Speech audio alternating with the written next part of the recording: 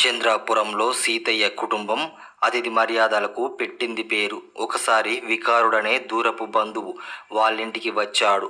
ఆయనకు పిల్లలను ఏడిపించడం అంటే మహా సరదా. సీతయ్య మనమడు రామానికి 10 ఏళ్ళు ఉంటాయి. వాడికి చిత్రలేఖనం అంటే చాలా ఇష్టం. రోజు ఏవో బొమ్మలు గీస్తూ ఉండేవారు. వికారుడు చుట్టపు చూపుగా వచ్చాడు కదా అని రామం కష్టపడి గుర్రపు బొమ్మ గీసి ఆయనకు చూపించాడు.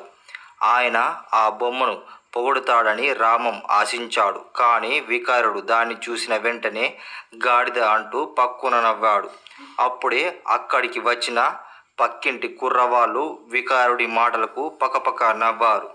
రామానికి చాలా అవమానమైంది. అప్పుడు వికారుడు రామంతో, నువ్వు బొమ్మలు బాగా గీస్తావు, ఇది గాడిద అంటే అచ్చం గాడిదలానే ఉంది, అంటే నువ్వేం చెయ్యాలి? గాడిద బొమ్మ గీయాలనుకుంటే గుర్రపు బొమ్మ గీయాలనుకోవాలి, అర్థమైందా అన్నాడు. మళ్ళీ పిల్లలు గొల్లుమని నవ్వారు.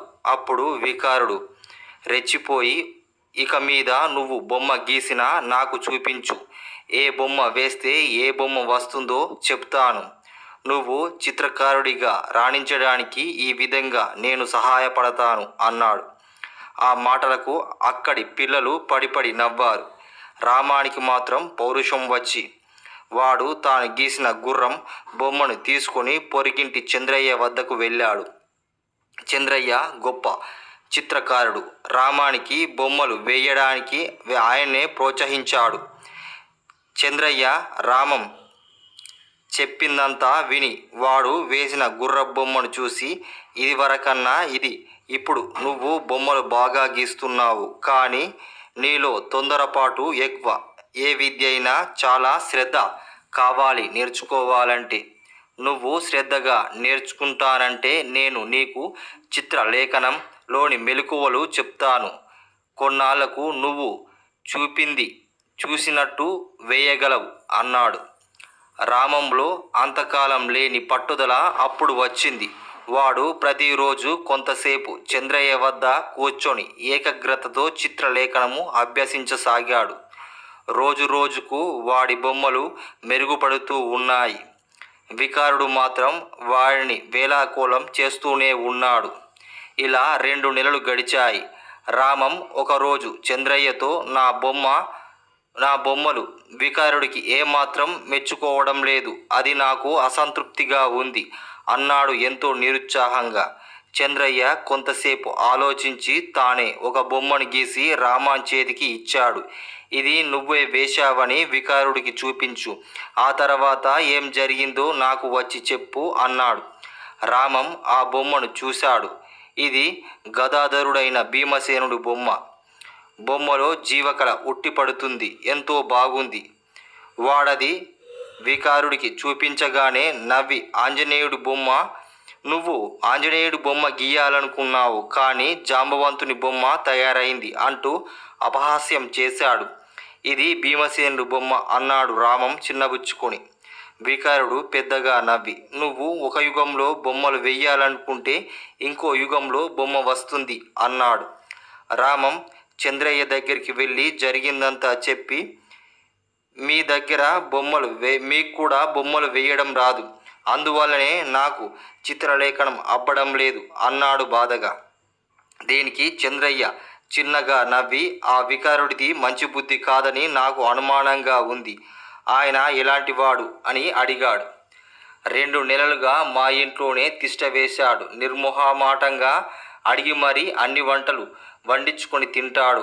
అందరి చేత సేవలు చేయించుకుంటాడు. ఇప్పట్లో వెళ్ళేలాగా లేడని అంతా విసుక్కుంటున్నారు, ముఖం మీద అనలేక ఊరుకుంటున్నారు అన్నాడు రామం.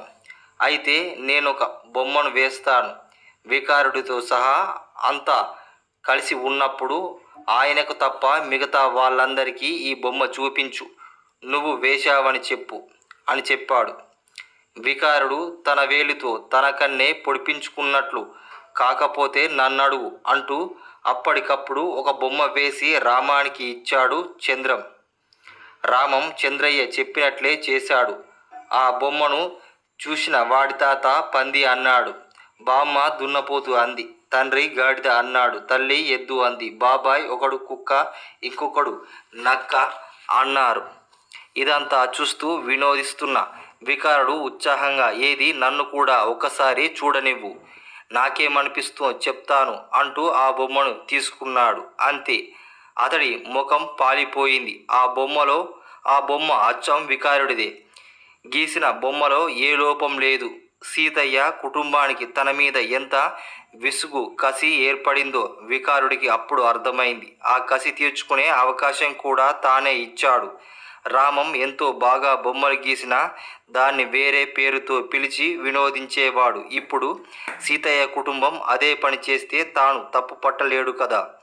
వికారుడు అప్పటికప్పుడు తన ఊరికి ప్రయాణమై వెళ్ళిపోయాడు. అంతవరకు ఎంతో సంతోషిస్తూ ఉన్న రామంతో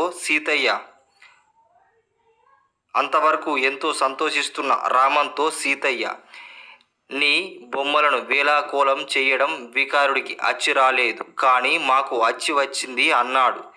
తాతకు ఏం చెప్పడానికి తోచక రామం అలాగే నిలబడ్డాడు. అప్పుడు అక్కడికి వచ్చిన చంద్రయ్య సీతయ్యతో, రామానికి చిత్రలేఖనం పట్ల ఆసక్తి ఉంది, ప్రోత్సహిస్తే మంచి చిత్రకారుడు కాగలడు. అంతేగాని వాడు గీసే బొమ్మలను వేలాకోలం చెయ్యడం సరికాదు. వెలుగుతున్న దీపానికి వత్తి పుల్లతో ఎగదోస్తే వారి శక్తి సామర్థ్యాలు పెరుగుతాయి. మంచి మాటలతో ప్రోత్సహించడం పెద్దల బాధ్యత అన్నాడు. సీతయ్య అవునన్నట్టు రామం కేసి మెచ్చు కోలుగా చూశాడు. రామం సంతోషించాడు.